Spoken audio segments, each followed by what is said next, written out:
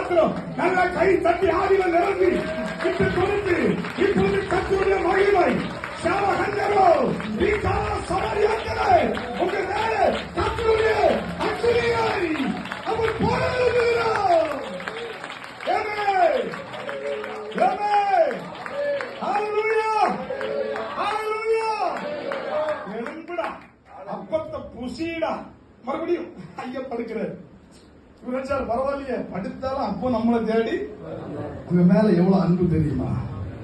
எவன் உங்களை ஒடுக்கினா என்ன, எவன் உங்களை நெருக்கினா என்ன, எவன் உங்களுக்கு விரோதமா எழும்புனா என்ன, மணி வேற தாண்டி போனா என்ன, நான் ஆராதிக்கிற தேவன் என் கூட இருக்கிறார்.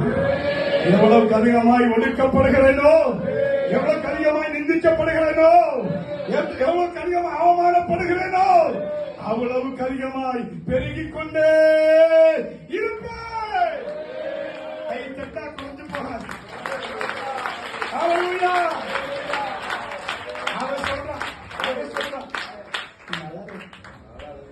நான் சொல்றேன் உதிக்கட்டும் இயேசு என்னும் சூரியன். சொல்லக்கூடாதா? ஒண்ணும் இல்லாதவன் எங்கேயோ சிக்ஸ் அடிக்கிறது. கை தட்டுறிய கோமாளி கோமாளி. உனக்கு தெரியுமா? உன்ன பாத்துருக்கியா?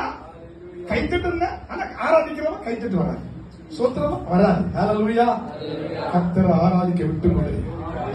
ஆராதிக்கிறதுனால தான் கர்த்தர் உங்களை சபையில வச்சிருக்கிறார், உங்க வீட்டுல வச்சிருக்கிறாரு.